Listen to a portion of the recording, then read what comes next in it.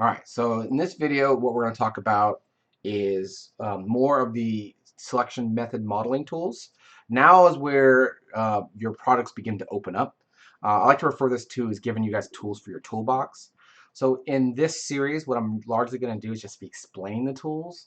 I'll go over applications of how to apply them later. For right now, I'm just kind of going through the tools one by one in this particular series of videos. So the first one I'm going to cover is hands down my favorite, and I would argue the most popular, and it is the Extrude Tool. So what I'm going to do is create a box here.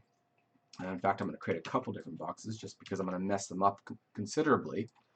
Um, and the Extrude Tool is good for creating geometry, extra geometry. So before, what we showed in the lecture was you can add and take away geometry by using the multi-cut tool or just straight up Control Delete to get rid of geometry. But you're manipulating the geometry is there and you're adding geometry to the multi-cut tool. The Extrude tool adds geometry also as it goes. So it's kind of different. It's like with the multi-cut tool, you're cutting into the geometry and dividing what's there. The Extrude tool is you're pulling geometry out and creating subdivisions as you go.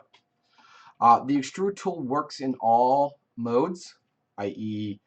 Object mode, vertex, edge, and face mode, and it works a little bit different in all of them. That's why it's important to kind of, like I said, I made so many boxes here to kind of explain how it works in each one.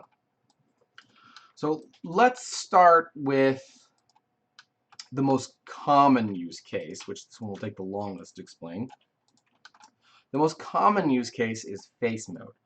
The Extrude tool, I would say, is meant to be used in face mode the most, but it can, again, be used in all of them. So the first thing you need to do is select an object and go to face mode. So again, select an object, right click and hold, face mode, and you can see once it turns blue, I can now select faces. With any face selected, and you can do more than one, but I would advise starting with just one face while we're learning. With one face selected, hit Control E on your keyboard, or if you like menus, you can go to Edit Mesh, Extrude. But I'm gonna hit Control E, and what you do when you get this is you get a different manipulator. This is not what you're used to seeing. You see this kind of combined tool, multi-manipulator tool of the translate, the scale. This outer light blue ring will be the rotate. If you click on it, it activates it. You also get what I call the upside down power symbol, and you get this floating set of settings over here. And they're all useful. You also have these little slide translate things too. That's part of the translate tool though. So it's kind of building them all into one. Now, I briefly talked about normals in the last video with selection tools and how an object has an obvious side that you can see and one you don't. The other thing about normals is it always shows how it tells the lighting engine how to render on something. And so what it's doing is it's measuring the middle and does some fancy math and figures things out. But from a modeling perspective, what's important is the normal is always the middle of the face. And so you can see the manipulator is facing from this direction. It's in the middle of this face.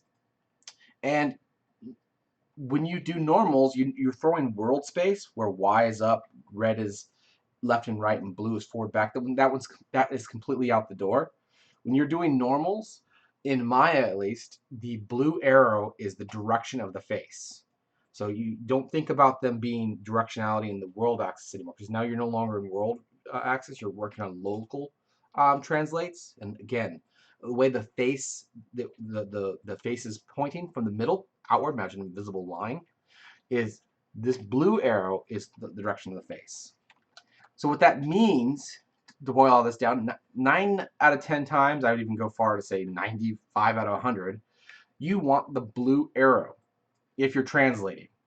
So if I hit extrude, which I'm still in the extrude tool, I haven't done anything different, I hit Control E, let go, and I'm just kind of talking now. But now I come over and click on this blue arrow and hold, click and hold. I can drag this edge up, or sorry, yeah, this set of faces up, and you can see that it's creating geometry. So I created the geometry, and this is no different than if I were to just like draw an edge loop in here. I mean, it's really right now it's the same idea. It's just I'm pulling the geometry outward, which is more common for modelers to kind of work like that. They pull the geometry as they go. But the great thing about this tool is we're not done yet. We can do a lot of other things with this particular tool. For example, you can kind of, you know, you can scale and rotate it at this exact time. In this particular case, there's no reason to, but just to showcase it, I'm going to, is we can scale it right now. So and you also notice that these numbers are starting to change. So this is saying, oh, I'm moving 2.93 units up. So for those that are doing more drafting stuff, if you need to know, like I want it to be 3 units on the local translate, it needs to be 3, then you could do that too. So that's, you can see it's kind of, Maya likes to give you options. So that now it's 3 units. Like I need it to be 3 units or 7 units or whatever. You can do that. Or you can just drag this around and not care. But anyway, we can go to the scale now. And to get the scale, yes, you can click on any one of these boxes and non-uniformly scale and click and holding. Or maybe I want the right one. Click and holding. Or you can click on the light blue box, which will only appear once you click. That annoys me. But if you click on one of the other boxes, the light blue box is in the center now, you can also scale. You'll also notice that these are in the history of the channel box. I don't use them too much here. But you can access these if it's that important. If you want them to be, no, it needs to be 0.5 and 0.5. It has to be 50%. You can do that. Again, Maya's built for games, architecture, multimedia, entertainment. It does have a wide variety of things you can do. I generally just eyeball it, but sure. There you go. You can also rotate. To activate rotate, you click on this light blue ring outside, and you can rotate this object. And again, I don't really do this too often, but you can. All right, so there we go. When I click off of it, the extrude is gone. Now, there is a way to get back into the settings of the extrude. I'm not going to go into that now because that's kind of a rabbit hole I don't want to go down yet. But you can get back into the settings if you had to mess with that extrude operation. So you can see I did the extrude, and if I wanted to repeat the extrude, once again I hit Control E, or in this case I could hit the G key and repeat the last tool. And that's what makes this tool so great. It's so easy to repeat. So I can come in here, drag that little arrow out, maybe I'll rotate it a little bit, and I don't even have to click off of it. You can see if I hit the G key or Control E again, what it's going to do is it's going to lock this extrusion and repeat it. So there we go. You can see that I grab this and I can keep moving it. I can keep moving it and adjust this extrude as I go. So hitting the G key, yes, I'm in. This is all done in face mode. Hit the G key, repeat the tool. Again, I just hit the R key to exit, so I'm just doing that again. So I'll just repeat that again. Come in here in face mode. Right click and held, went to face mode. Control E for the first time because it's, to get activate the extrude tool. Grab the blue arrow. It's always the blue arrow. You can scale it if you want to right here. Again, I'm just going to hit the G key, repeat the tool. G key. G key. You can see again what I'm doing is I'm clicking, almost always dragging the blue arrow. And if I want to scale it, I click on a box. And again, if I want to uniformly scale, I click on a box and then click on the light blue box and hold. That part annoys me. I wish they would just keep it there always, but oh well. Because they keep, what they do is they have it there for the translate. So the center is this, but I almost never need that. So like I wish they would default it to the scale, but they haven't. All right, and there's still a lot to cover on the extrude tool. So you don't have to necessarily also go out of a geometry. You can go into the geometry as well. So if I were to use the extrude tool, for example, and kind of come up here and do a little bit outward extruding,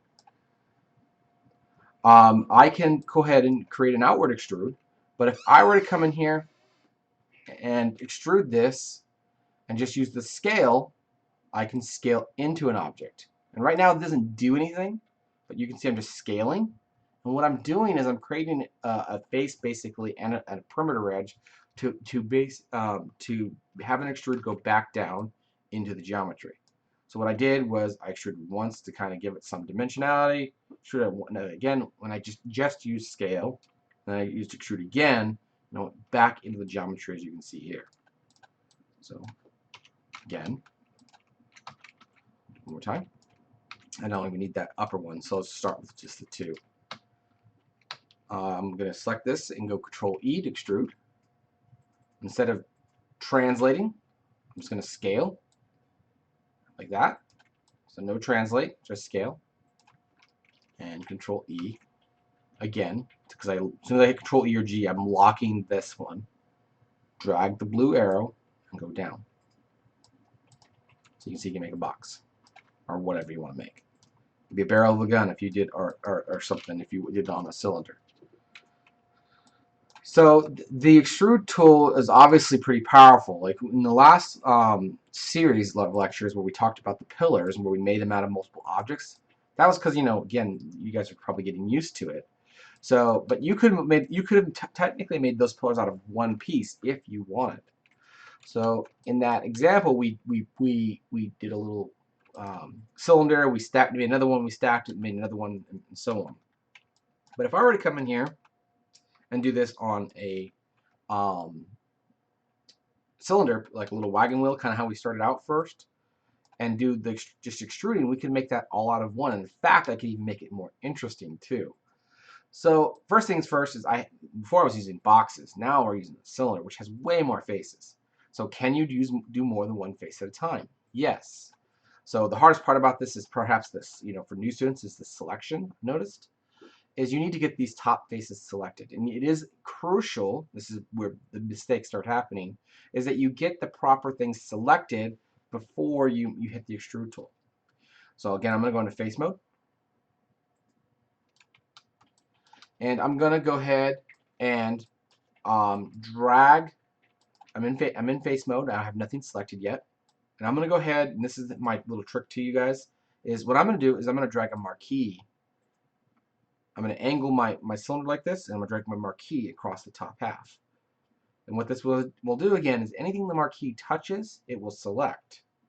So it's gonna select all the sides and all the top.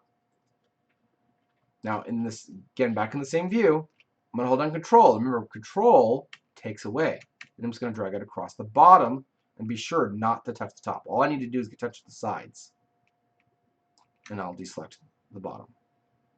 Now that is way easier than coming in here, in my opinion, going click, hold down Shift, click, hold down Shift, click, hold down Shift, click, hold down Shift, click. You can totally do that if you want. I mean, you can see I can get there. I just kind of, again, I just one drag, Control, one drag. And I'm there. You can see, and then you can do this in the side view, of course, or the front view as well. I just generally do it in the perspective. Now, no matter which way you do it, I always strongly recommend that you always be a digital shark, rotate around the camera to make sure you have nothing selected, else that you don't intend to. Because if you do, let me go ahead and replicate this. When you start having multiple faces selected, what it's going to do is it's going to average the normal. And again, we talked about that briefly. It's the direction of the face is, imagine like a little visible line, drawing out from the middle, is the normal. If you have multiple angles, it's going to average them. So before, if I extrude here, it's just going to come straight out. But if I undo, and I add a few of these on here, it's going to average these ones, and you'll get something like this. Oh, I must have some, I had some over there selected. See? Be a digital shark. You can see it's just putting the nomen, which is the manipulator over here. But if I drag these out, it gets a little wonky. And yes, we can use this to our advantage. But right now, this is not that one of those case scenarios where this is works to our benefit. All right. So be sure that you're always rotating around, getting what you intend to have selected. Also, I should have probably talked about this with when we were just doing the cube, but also you need to make sure when you do the extrude tool, and this is crucial, is when you extrude, don't get distracted. Because if I come in here and I'm like, oh yeah, and whatever, watching cat videos on YouTube, and click off this, and like, oh, I forgot to extrude, and I come back in here and I go, extrude again, and like, all right, looks great. Oh, what happened? Weird things start happening. And the reason is because you technically still have an extrusion built in there. And this can be fixed, and I definitely will talk about how to fix this future lectures, but I would just try to avoid it. Again, just if you're not sure, just undo a few times. And again, this is because it's just an exercise, if you mess it up to the point where you're like, oh my god, it's just broken, just delete the object and try again for right now. But I will show you how to fix those. Obviously, when you get further along, because if you're doing something major, you don't want to, spend a bunch of time modeling something. Oh, you have one double extrusion, that's what we call those, and then you have to throw the whole model away. Of course not. You can be fixed. So, but as you're starting out, just obviously we're exercising on these little cylinders here. All right. So yeah. Anyway, sidetracked there on selections and as well as double extrusions.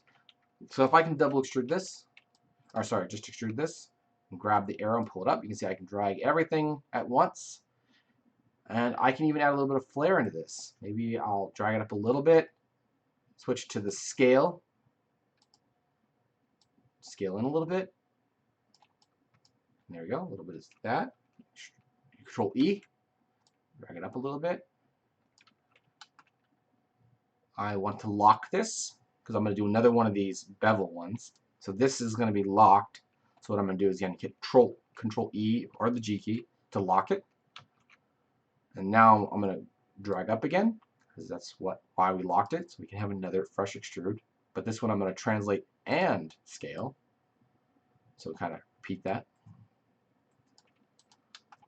And that's good. I'm going to lock this one. Control E.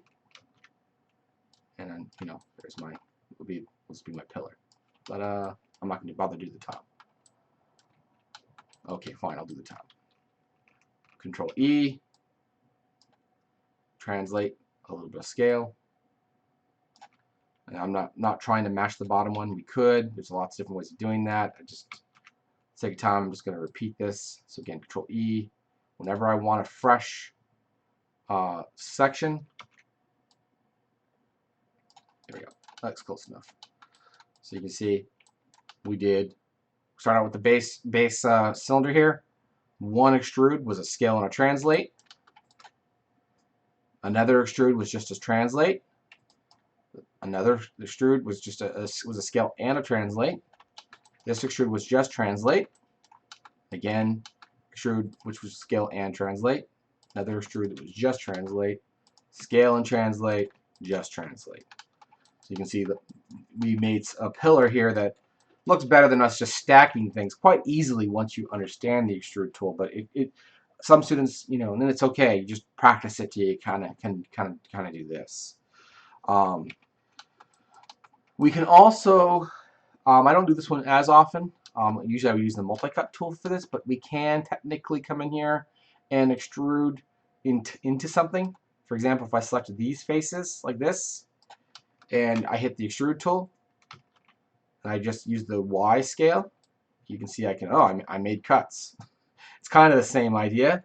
I don't do that too often. I would normally just use the multi-cut tool, but you could do it like that.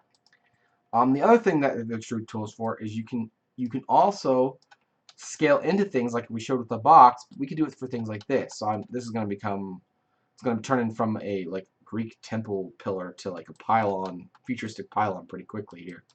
But if I select these faces and I extrude them, again, it always takes the faces along the normal. And if you do these all at once, or at the same time, it's going to keep them connected. So if I come in here and hit Control E, scale these out, you see, it's going to bring them out. Maybe I'll scale it a little bit, why not? And I can keep doing this as much as I want. Maybe I'll just come out like that. Like that. Either I can come in here, maybe do some multi-cuts, or if I want to, maybe I'll lock this one and do Control E again. Do the kind of same idea I did last time. Oops, missed. Maybe I'll come in here and do that. Lock that. Control E. I have no idea what this is. Now you can see we're making something a little more futuristic here. And again, it's all the same tool. It's just extrude. Now the other thing you can do with extrude is they don't have to be connected. Generally, a lot of things I model, at least, they tend to be connected, but they don't have to be. Let's say you're trying to make like I don't know, like a turbine or a piece of mechanic thing. We could come in here and select different things. Unfortunately, I don't. The best of my knowledge, Maya 2020 does not have pattern selection yet. Some tools do. Very few programs do, but some do. So I have to come in here and select each one of these one at a time. And I'm going to go ahead and hit Control E. When you can see there's gaps in here, but it doesn't matter. Maya will use each local normal and pull them out.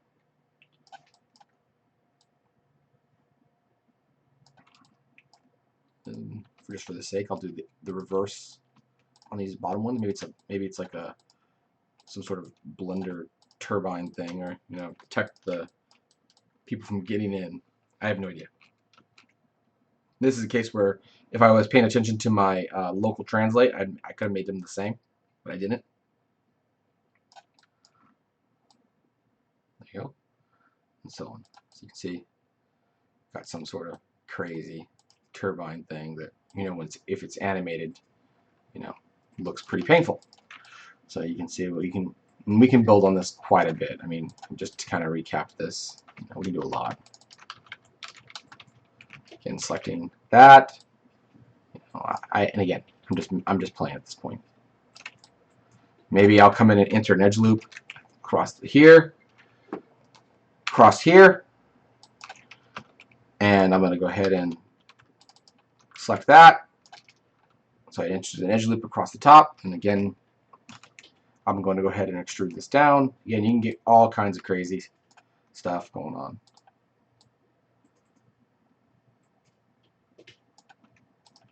See? So I have no idea what this is. Death umbrella. Okay. Deleted the death umbrella. All right, so what else can you do with the extrude tool? That was face mode. There's a lot. Obviously, rewind, watch them. Maybe if there's need some help, I can try again on this one, because it's such a powerful tool. But you can the other ones you can use it in. I just don't use it as much.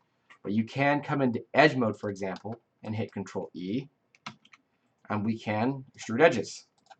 Edges is a different way of modeling. Yes, you tend to use more of the arrows, the world space arrows in edge modeling. This was pretty popular, at least in my opinion, was pretty popular. Maybe at the start of a lot of low poly modeling, especially for like characters. They model faces and things like this. I don't see as many artists use this anymore. It's perfectly valid. Maybe at some point in the future, I'll do an edge modeling tutorial on something to showcase what you would use edge modeling for. But this is what we would commonly refer to as edge modeling. So yeah, you can do that. Just remember, because these are planar, again, for the video game industry, this would totally be see-through right here. But if this was like up against a wall or something, maybe your goal is to I haven't talked about this one yet, but do that real quick. Maybe it's something like this, so it's going to be like that. You can see it would be fine. That's edge modeling, and I kind of did something there that I'll back up and show you guys. Let me go through these ones. Vertex, if you do something in vertex, Control E, just make spikes. Yeah, there you go. You can do some spikes. I don't generally use this too often, but you can make some spikes if you want. There you go, or some sort of ears. But yeah, you can do vertexes as well, and get single spaces. And the last one I kind of already gone over, but I just wanted to kind of do this again. Is you can do object mode. Now, how I usually do it in object mode, what I usually do when I use it this way, is I will make a paper thin object. So, for example, the temple dome that we did would be a great example for this. But I'm going to go ahead and delete this top face here and make a paper thin box. Let's just say this. I'm going to make a box. If I make a paper thin box and go back to object mode and extrude this, it's extruding every face and keeping them attached. So what we get is something like this. So if I Control E, and grab the blue arrow. Doesn't matter where it is, grab the blue arrow and pull it out a little bit. You can see we can add depth or thickness to that paper thin object to make a box. So again, like I said, we did with the temple, which I didn't show you guys yet, is we cut the bottom half of it off, spacebar, spacebar, go to different screens, select face mode, deleted the bottom faces, spacebar back to the full screen. We had a paper thin dome, so what you could do if you wanted to be more engine friendly, i.e. if a character can come in here, is Control E and add a little bit of depth to this to get this to have some thickness, something like that. So you can see now this has thickness. This renders from both sides. And all I did was selected that dome in object mode and extruded it out some to get some thickness.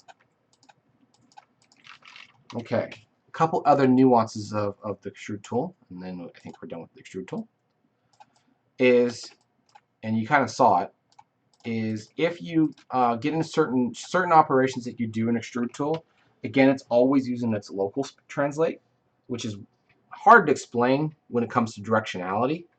So if I drag this out, for example, I selected one face on one side, one on the other side, I scale, and it's looking fine. But then you know what? It's like, oh, I want to move these, and I start moving these, and one goes up and one goes down. This is because the local Y for this face is one direction, the local Y for the other face is the other. I'm not going to go into that, but just know that they're different. So it's using its local Y, which is the opposite directions for each of them. So that's what this little upside down power symbol means right here.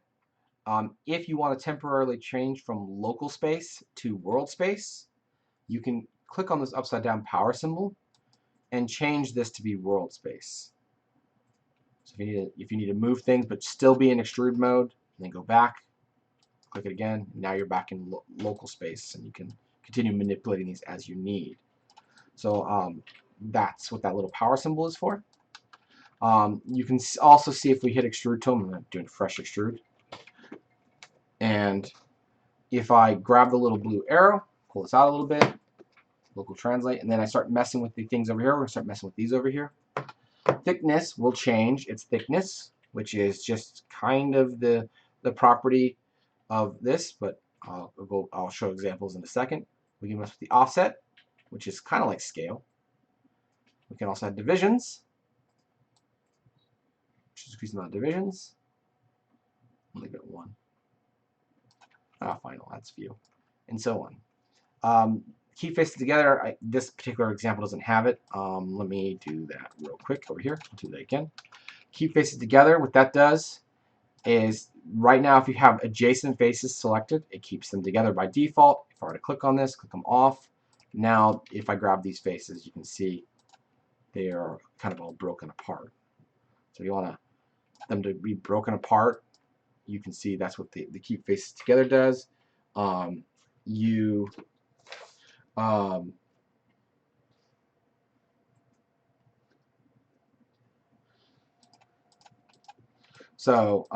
can definitely keep those faces together or off depending on what you need it for, and so on. Let's see. One last thing is the I think it was the offset or thickness. Sorry. So the thickness, what this does is if you have multiple faces selected and you do thickness, it tries to keep things more in line with the normals. So it tries to do each normal separately. So it's just a little bit different. One more. There we go. Come on. So you can see it tries to keep, it just kind of, it's really good for like insets versus this one's it's just different. It tries to keep this even through here versus the normal direction will eventually split them apart. So it's just a different way. Give it a shot. I don't use it too often, but sometimes when I'm having a problem, I usually will mess with that as well. Okay, so the Extrude Tool is a pretty powerful tool. As you can see, you need to do quite a bit with it to kind of get practice with it. I call it the hammer in my toolbox because it's the first thing I reach for from almost everything when it comes to when I want to add geometry to something. So yeah, give that a shot. Practice it. You just need geometry. It's very finicky. You got to make sure you don't get double extrusions. Again, make sure you don't have weird things like this where you're having I extruded, clicked off, then extruded again. You're creating something called a double extrusion. Be careful of that stuff. That's I call them landmines for students because it takes a while to get used to that. Just be careful about that. Be mindful when you're using the extrude tool, and yeah, that's pretty much it. So enjoy that, and next time we'll continue on our talking about future tools.